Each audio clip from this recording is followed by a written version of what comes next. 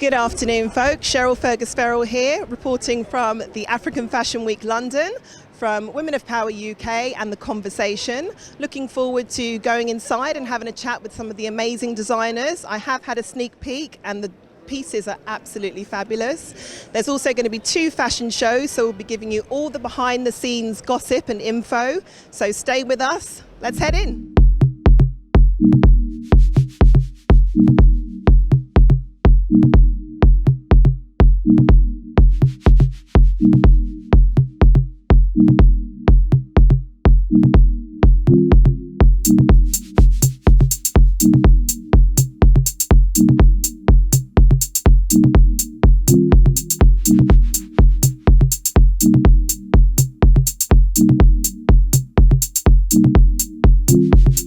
I am here with Mary Martin, one of the key designers in today's African Fashion Week London fantastic show, which we've just finished watching. Thank you.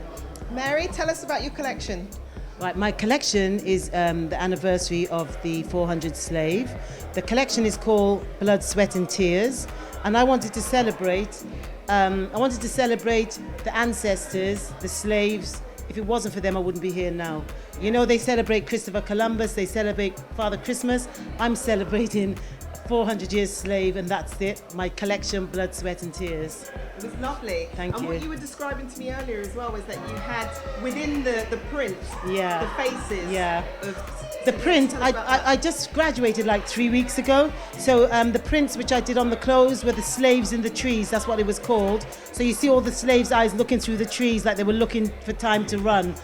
To get away, that's what it was, yeah. And the colours, everything was fantastic. The vibrant colours, the orange, the black. The orange was bright and the orange was like for hope, and the black was for the darkness where they were stuck. I wanted to do a man's collection because I haven't done a man's collection before. It's always women couture. You can find me online on the Mary Martin London, Google search me, and I always do the couture big dresses. But I was really happy that I did the men's collection. I just wanted to give the men like some hope that there should be soon some time in life, some bright colours and vibrant colours, because of the way 2019 everything's changing. You know, yeah, we just have to like. And I think men are a lot more open now to kind of embracing the bright bold colours. Well, that collection opened them out. And it definitely worked, I can tell you that. It was fantastic. Thanks again, Mary. Thank you.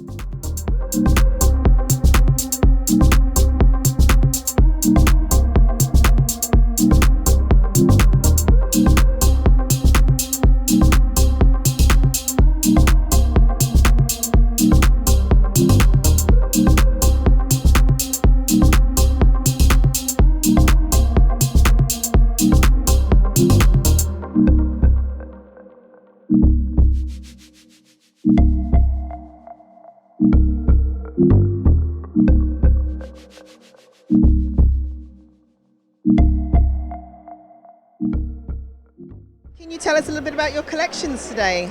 Yes, thank you very much. My collections are all inspired by love, by light, by hope. The brand name Aurelion is named after my firstborn son.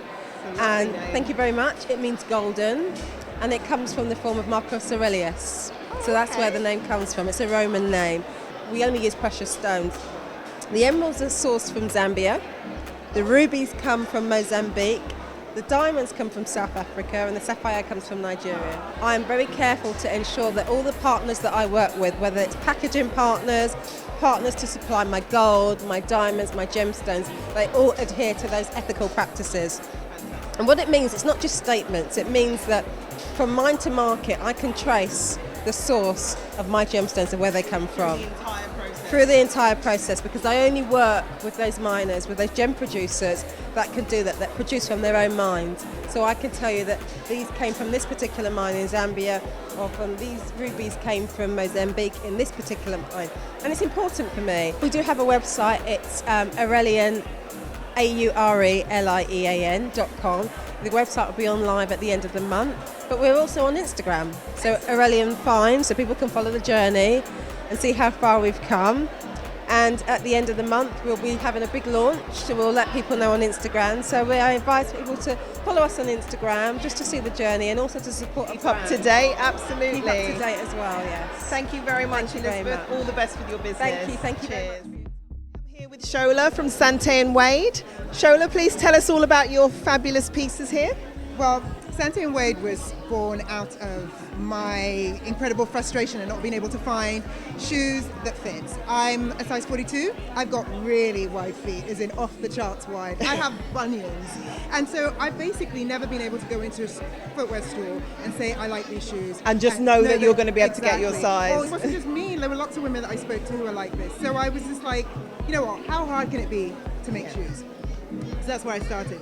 Turns out it's actually quite hard. So I design my own shoes, I do the pattern cutting, and I found a factory in Portugal that I work with. Okay. So we just launched this about 4 months ago. It's myself and 2 business partners. We're all women who struggle. We are our own customer, essentially. Yeah. And so you get it. You're not selling to people when, because that's really exactly. frustrating when people think, well, actually, you don't really understand what the struggle's like. No, so. we do. And, you know, I mean, like, we feel like we're just the tip of the iceberg. I mean, since we've started, we've had emails from women who are like, oh, thank God, we're so glad that you exist. We're so glad that we found you. We've got a lady who happens, you know, she's one of the tallest women in the UK, you know, who's, you know, looks like she might be buying from us. I mean, we feel really immensely validated in that sense, to feel that we're doing something not just for ourselves, but you're for giving lots back. Of other, exactly, lots of other women in the way in which we can.